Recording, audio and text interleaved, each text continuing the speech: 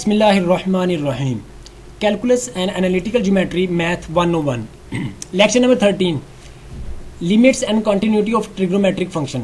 हमने last lecture में lecture number 12 था, उसमें जस्ट हमने कंटिन्यूटी को डिस्कस किया था लिमिट्स के साथ। ठीक है, उसमें हमारे पास सिर्फ ट्रिग्नोमेट्रिक फंक्शन इन्वॉल्व नहीं थे। इसमें अब हमारे पास ट्रिग्नोमेट्रिक फंक्शन इन्वॉल्व होंगे, उसे अब हम डिस्कस करेंगे लिमिट्स के साथ। तो सबसे पहले हम देखेंगे हम देखेंगे कि हमारा जो फंक्शन है उसके जो साइन और कोसाइन फंक्शंस होते हैं हमारे पास, उस पर उसकी कंटिन्यूटी को चेक करेंगे। फिर ट्रिग्नोमेट्रिक फंक्शन जो बाकी होंगे हम उस पर भी चेक करेंगे। एक आधा हमारे इसमें थ्योरम हम उसे भी डिस्कस करेंगे। सबसे पहले आपको हमारे पास एक ट्राइंगल फॉर एग्जांपल आपको गिवन है, हम चेक अगर करना चाहते हैं कंटिन्यूटी, हम चेक करना चाहते हैं साइन और कोसाइन के लिहाज से। हमारे पास एक ट्राइंगल, हमारे पास राइट एंगल ट्राइंगल जो मतलब जिसका एक एंगल 90 डिग्री है, हमारे पास अगर वो गिवन हो, उसका हमारे पास जो ये नीचे वाली बेस होती है जो 90 डिग्री के साथ है, उसे हम कहते हैं एडजेसेंट साइड, मतलब जिसे हम बेस भी कहते हैं। जो हमारे पास बिल्कुल 90 डिग्री होती है अपोजिट साइड, जिसे हम उसे हम परपेंडिकुलर भी कहते हैं, और इसके बिल्कुल अपोजिट साइड पे हमारे पास हाइपोटेन्यूस होता है। हम जो हमारे पास कॉज और साइन का इसमें फार्मूला क्या बनता है, कॉज असल में हमारे पास बराबर होता है बेस डिवाइडेड बाय हाइपोटेन्यूस।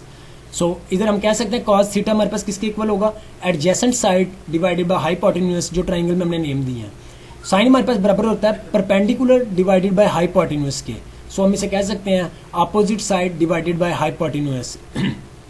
अब हमारे पास ग्राफ हम देखें कि अब आपको अगर ड्रा करना पड़ जाए कि साइन एक्स का ग्राफ क्या होता है और कॉज एक्स का ग्राफ क्या होता है। बाय डिफॉल्ट जो ना साइन एक्स का ग्राफ अब ये है, ठीक है। इस तरह आपने देखें जीरो एक्स एक्स और वाई एक्स के बिल्कुल जहाँ से जीरो से इसका पास कर रहा है, और कॉज जो सा 1 से यहाँ पे मतलब इसे ऊपर से पास कर कैसे कर रहा है ये हम आगे डिस्कस करेंगे। लेकिन आपको देख के पता लगना चाहिए कि साइन और कॉज के दोनों के ग्राफ में असल में डिफरेंस है क्या। सिंपल ये डिफरेंस है हमारे पास, ये ओरिजिन से पास कर रहा है और ये एक स्पेसिफिक वैल्यू से ऊपर से हमारे पास यहाँ पे पास करके जा रहा है।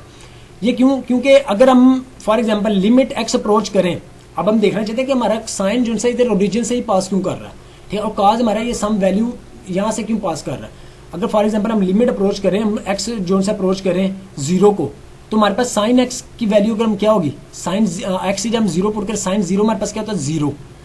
हम इस वजह से हमारा जो ग्राफ है यहाँ से ओरिजिन मतलब 0 से हमारे पास कर रहा होगा।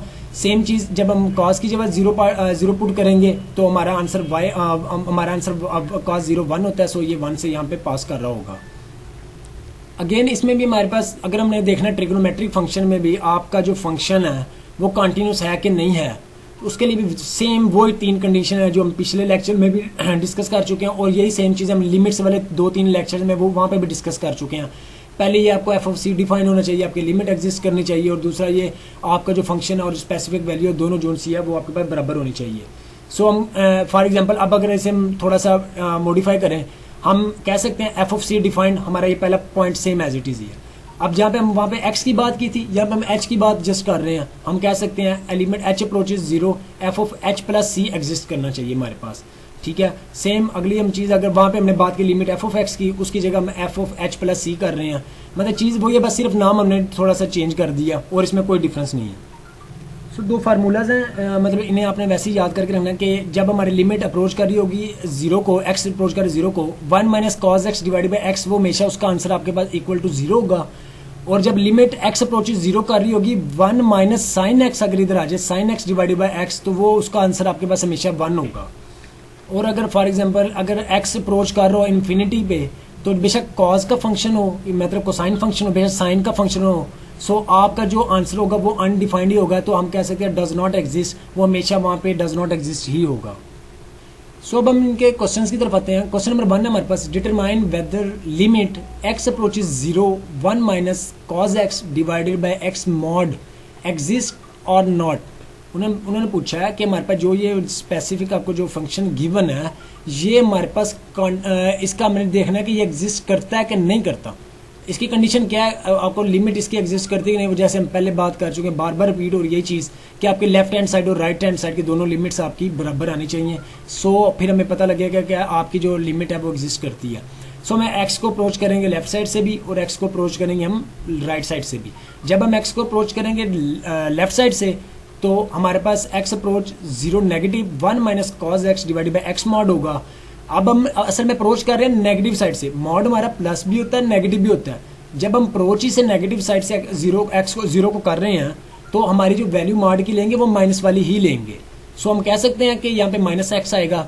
सो अब ये क्या होगा हमारे पास 1 minus cos x divided bye minus x. जब लिमिट एक्स अप्रोच आपकी जीरो को कर रही होगी तो आपका जो आंसर है, मैंने पीछे आपको बताया कि जब लिमिट आपकी एक्स अप्रोच जीरो को कर रहा होगा 1 minus cos x divided bye जो एक्स होगा वो आपका जीरो होगा। सो आपका आंसर जीरो है। और यहाँ पे ना माइनस साइन इन्होंने ना गलती से लिखा हुआ है, ये असल में यही माइनस साइन है जो इन्होंने बाहर लिखा हुआ है। यहाँ पे आपने माइनस साइन को यहाँ पे इग्नोर कर देना है, ये बाई मिस्टेक यहाँ पे लिखा गया, असल में ये माइनस साइन यहाँ पे बाहर आ चुका है। सो आपका ये जो मैं पीछे फार्मूला बता चुका हूँ 1 minus cos x divided by x, इसका आंसर जीरो होगा। सेम अब हम लिमिट को अप्रोच करते हैं राइट साइड से, मतलब एक्स अब जीरो को हम अप्रोच करेंगे फ्रॉम राइट साइड से, मतलब जीरो पॉजिटिव साइड से। सो हम कहेंगे x approaches zero positive 1 minus cos x divided by x mod. So अब आपका जीरो अप्रोच हो रहा है लेफ्ट राइट साइड से। अब जो आपकी मॉड की वैल्यू होगी वो क्या आएगी, वो पॉजिटिव ही आएगी, क्योंकि आप आई राइट साइड से रहे हैं, मतलब पॉजिटिव साइड से आ रहे हैं, तो इसके मतलब आपकी मॉड की वैल्यू पॉजिटिव आएगी। सेम वही चीज कि आपका जो 1 minus cos x divided by x जब लिमिट जीरो को अप्रोच कर रही होगी आपका आंसर क्या होगा, ऑलवेज जीरो। सो आप कह सकते हैं आपकी लेफ्ट हैंड साइड और राइट हैंड साइड दोनों इक्वल आई हैं। अगर दोनों इक्वल आई हैं इसका मतलब क्या है, आपकी लिमिट एग्जिस्ट कर रही है। और यही क्वेश्चन में उन्होंने पूछा हमारे से कि हमारे पास इस फंक्शन की लिमिट एग्जिस्ट करती है कि नहीं करती। सो जब हमने बता दिया हमारे पास इसकी लिमिट एग्जिस्ट करती है, क्योंकि राइट हैंड साइड और लेफ्ट हैंड साइड जो लिमिट्स हैं वो दोनों इक्वल हैं। मतलब नेक्स्ट क्वेश्चन है क्वेश्चन नंबर 2। अब उन्होंने इसमें एक बात की है, इंटरवल फाइंड करना आपने, आपको उन्होंने कहा find the interval on which the given function is continuous. इस फंक्शन पे आपने इंटरवल फाइंड करना है, और कौन सा फाइंड करना है, जहां पे आपका फंक्शन कंटिन्यूअस है। अब आपको जो इक्वेशन गिवन है आपको देख के कैसे पता लगेगा आपका फंक्शन कंटिन्यूअस है कि नहीं है। सेम वैसे जैसे हमने लिमिट्स में डिस्कस किया था कि आपने सबसे पहले इसमें वैल्यूज कोई भी रियल वैल्यू नंबर्स आपने पुट करके देखने हैं कि आपका डिनोमिनेटर में कहीं जीरो तो नहीं आ रहा, मतलब आपकी 0/0 फॉर्म तो नहीं बन रही, या 1/0 फॉर्म तो नहीं आपकी बन रही है। 0/0 फॉर्म या 1/0 फॉर्म जब आपकी बन रही हो फिर आपको इस इक्वेशन को सॉल्व करना पड़ेगा इस फंक्शन को, ताकि आपकी ये दोनों फॉर्म्स इन्हें खत्म करना है। सो मैं देखता हूँ कि जब मैं इस इक्वेशन पे मैं अगर फॉर एग्जांपल अब x+3 है divided by x² minus 3x minus 10 है। अब मैं यहाँ पे अब क्या करता हूँ, मैं इसे नीचे वाले को फैक्टराइज करता हूँ कि मेरे डिनोमिनेटर में यहाँ पे जीरो ना बने। सो मैं इसको जब फैक्टराइज करूंगा, इसे मैं फैक्टराइज क्यों कर रहा हूँ, अगर मैं फॉर एग्जाम्पल एक्स की जगह मैं 2 पुट करता हूँ, देखिए मैं 2 2 4 2 का स्क्वायर 4 माइनस 3 इंटू 2 6, ये क्या होगा, और आगे माइनस 10। जब हम इन्हें ऐड करेंगे ये हमारे पास यहाँ पे फंक्शन जो है एग्जिस्ट नहीं करे, मतलब यहाँ पे हमारे फंक्शन जो है डिसकंटिन्यू हो जाएगा ये यहाँ पे। सो इसे हमें इस वाली इक्वेशन को, नीचे वाली इक्वेशन को हमें इसकी फैक्टराइजेशन करनी पड़ेगी। x² minus 3x minus 10 is equal to 0। हमने इसके दो फैक्टर्स बनाए, फैक्टर हमारे पास बनेंगे -5x और प्लस 2x। सो अब उसके बाद क्या गया, हमारे पास x यहाँ पे कॉमन आता था, हम कह सकते हैं x-5, और यहाँ पे हमारे पास 2 कॉमन आता था, हम कह सकते हैं x-5। सो जब इन दोनों में से x-5 को कॉमन लेंगे हमारे पास दो फैक्टर बनेंगे x-5 और x+2। सो हमारे पास जो फंक्शन है x इज इक्वल टू 5 और -2। अब हम कह सकते हैं कि इन पॉइंट्स पे हमारा फंक्शन जो है कंटिन्यूस नहीं होगा। सो अब जो इंटरवल हमारा आपका क्या होगा, सेम लिमिट्स वाली बात ही जैसे हमने वहाँ पे इंटरवल फाइंड किए थे। आपका पहला इंटरवल चलेगा -∞ से लेके -2 तक, फिर अगला इंटरवल आपका चलेगा -2 से लेके 5 तक, फिर 5 से लेके +∞ तक। ठीक है, ये सेम वैसे इंटरवल जो हमने पीछे डिस्कस किए थे। क्वेश्चन नंबर 3, इसमें भी हमने इंटरवल ही फाइंड करना है, बिल्कुल एज इट इज पिछले क्वेश्चन की तरह कि आपने आपको गिवन फंक्शन, आपको एक फंक्शन गिवन है, आपने बताना है कि वो कंटिन्यूस है गिवन इंटरवल के अंदर कि नहीं। ठीक है, ऑन विच इंटरवल ये, सॉरी किस इंटरवल में ये कंटिन्यूस है। सो सबसे पहले हम वो इंटरवल निकालेंगे।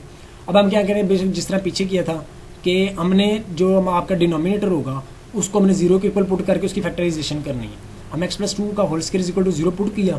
सो अब हम 0 अब अंडर रूट ले लेंगे दोनों साइड्स पे। सो आपका ये 2 कट जाएगा, 0 का अंडर रूट वैसे 0 होता है। x+2 इज इक्वल टू 0 आया, आपका आंसर आ गया x is equal to -2।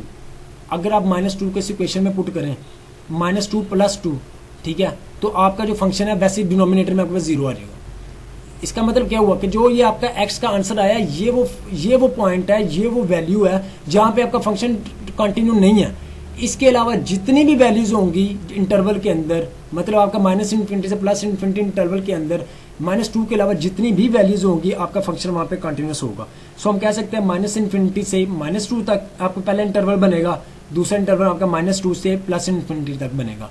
Same यहाँ पे मैं एक चीज़ दोबारा एक बार रिवाइज कर दूं, जब ये स्मॉल ब्रैकेट हम लगाते हैं इसका मतलब ये है कि इसके साथ जो वैल्यू लिखी होती है वो इंटरवल में शामिल नहीं है। इसका मतलब ये -2 और -∞ इंटरवल में शामिल नहीं है, इनके दरमियान वाली जितनी भी वैल्यूज हैं वो शामिल होंगी। अब हम क्वेश्चन नंबर 4 की बात करते हैं। हमने इसको सॉल्व करना है। Limit x approaches 0 sin 3x divided bye 4x। जब मैं लिमिट एक्स अप्रोच तो कर दिया जीरो को, अब मैं जब एक्स की जीरो पुट करता हूँ मेरी दोबारा जीरो बाय जीरो फॉर्म बन जाती है, ठीक है। सो मुझे इसे अवॉइड करना है जीरो बाय जीरो फॉर्म को, तो मैं क्या करूँगा, मैं सबसे पहले तो क्या करूँगा जी, आपका जो एक्स अप्रोच जीरो कर रही है, सो अब मैं 4 को सेपरेट कर लिया मैंने, 1/4 limit x approach zero sine 3x divided by x कर दिया। अब मैं उसके बाद क्या करूँ, 3 को मल्टीप्लाई और 3 को डिवाइड करूँगा। सो मैंने 3 को मल्टीप्लाई 3 को डिवाइड किया।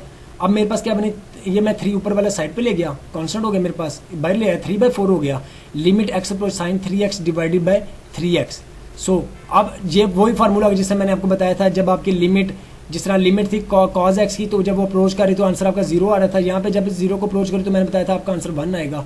सो ये आपका आंसर 3/4 को 1 से मल्टीप्लाई करेंगे, आपका आंसर 3/4 आ जाएगा। सो क्वेश्चन नंबर 5 आपके पास, लिमिट आपका थीटा अप्रोच कर रहा है जीरो को, x cos 2 theta plus 1 divided by cos theta. So अब कॉस 2 थीटा का आपके पास फार्मूला क्या होता है, ये आपको याद रखना पड़ेगा। कॉस 2 थीटा का आपके पास फार्मूला होता है 2 कॉस स्क्वायर थीटा माइनस 1। सो अब आप इसको इस इक्वेशन में जो आपके मेन जो क्वेश्चन की क्वेश्चन है, अगर आप उसकी जगह कॉस 2 थीटा की जगह अगर आप वैल्यू पुट कर सकते हैं 2 cos square theta minus 1 plus 1, ऊपर क्वेश्चन का वो साथ आपने लिख दिया divided by cos theta, minus 1 plus 1 से कट जाएगा, आपका आंसर आएगा 2 cos square theta divided by cos theta. नीचे वाला एक कॉस थीटा ऊपर वाले एक कॉस थीटा से कट जाएगा क्योंकि ऊपर स्क्वायर है। सो आपको ऊपर बचेगा सिर्फ 2 कॉस थीटा। सो अब आपका जो कॉस थीटा की जगह आप जीरो पुट करें, कॉस जीरो आपके पास 1 होता है। सो 2 × 1 आपका आंसर 2 आ गया।